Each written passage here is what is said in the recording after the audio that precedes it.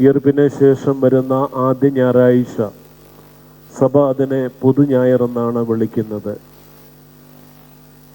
ഇന്നത്തെ വായനയിൽ നാം കാണുന്നത് സംശയം വിശ്വാസത്തെ ഉറപ്പിക്കുന്നതായിട്ട് കാണുന്നു. പരിശുദ്ധമായ നോമ്പ് കഴിഞ്ഞു, പുതുക്കത്തിൻ്റെ ഉയർപ്പ് ആചരിച്ചു.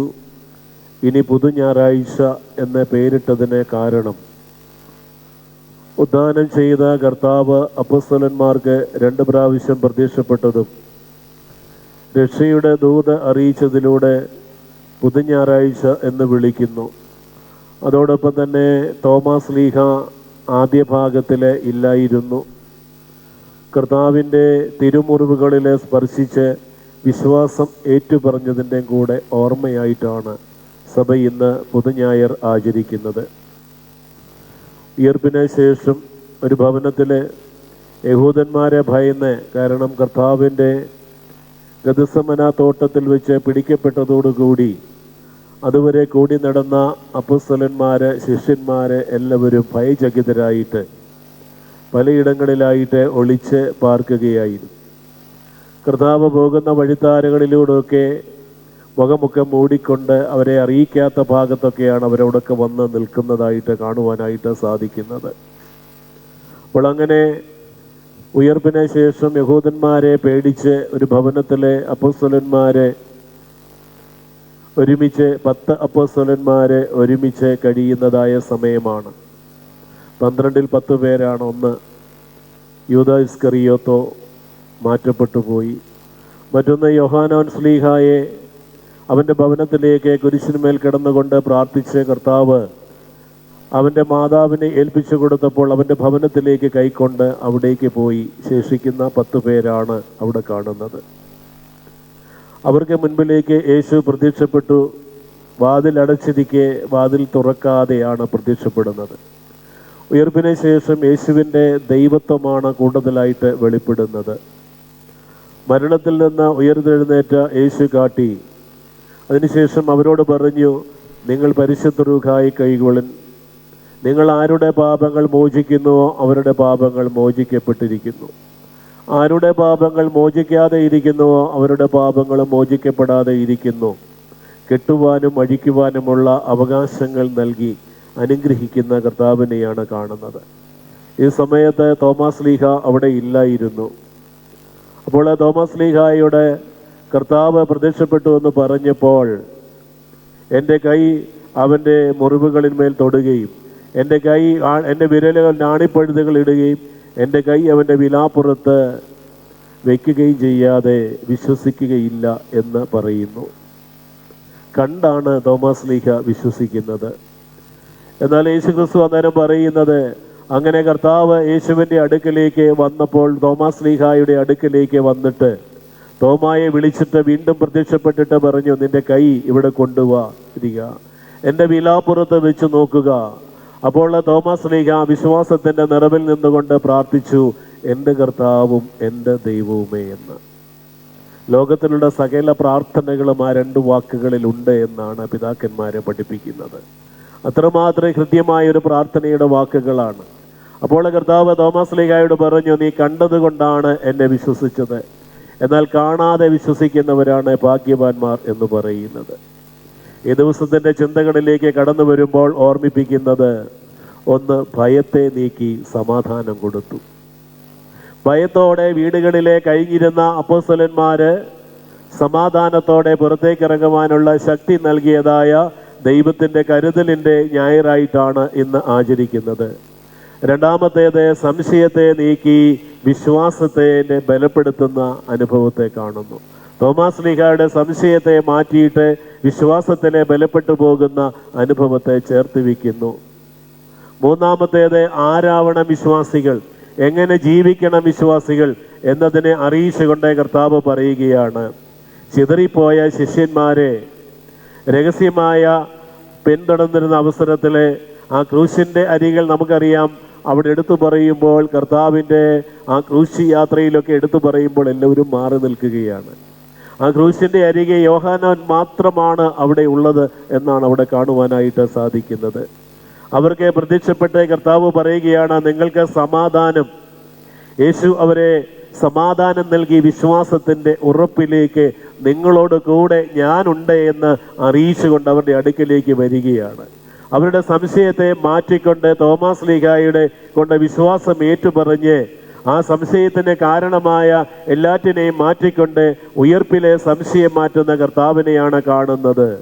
കർത്താവ് മുൻകൂട്ടി നേരത്തെ പറഞ്ഞായിരുന്നു ഇവരോടൊക്കെ, മനുഷ്യപുത്രൻ മനുഷ്യന്റെ കൈകളിൽ ഏൽപ്പിക്കപ്പെടുമെന്നും അവർ അവനെ കൊല്ലുമെന്നും 3-ാം നാളിൽ അവൻ ഉയർത്തെഴുന്നേൽക്കുമെന്നും ഒക്കെ പറഞ്ഞപ്പോൾ ഇവരൊന്നും വിശ്വസിച്ചില്ല. എന്നാൽ അത് യാഥാർത്ഥ്യവൽക്കരിക്കപ്പെട്ടപ്പോഴാണ് അതിലേക്കൊക്കെ എത്തുവാനായിട്ട് സാധിച്ചത്. അപ്പോഴും ആ പ്രത്യാശ അവർ കൈവിട്ടുപോയി. 3-ാം നാളിൽ അവൻ ഉയർത്തെഴുന്നേൽക്കുമെന്ന് പറഞ്ഞ പ്രത്യാശ കൈവിട്ടുപോയിരിക്കുകയാണ്. ആ ഉയർപ്പിനെ അംഗീകരിച്ച് അപൂർണ വിശ്വാസത്തെ മാറ്റി, സംശയം എന്ന മാനുഷിക പാപത്തെ മാറ്റി വിശ്വാസത്തിൽ ഉറപ്പിക്കുന്നു എന്ന് പറയുന്നു. ആ ഒരു അനുഭവത്തിലേക്ക് നമ്മെ ചേർത്ത് വെച്ചുകൊണ്ട് നിരാശയുടെ അനുഭവങ്ങളിൽ നിന്നും മാറി പ്രത്യാശയുടെ ചേർച്ചയുടെ അനുഭവത്തിലേക്ക് ചേർന്നു പോവുക എന്നുള്ള സന്ദേശമാണ്. 3-ാം പക്കം എന്ന് പറയുന്നത് മനുഷ്യന് വളരെ പ്രത്യാശ നൽകുന്നൊരു വാക്കാണ്.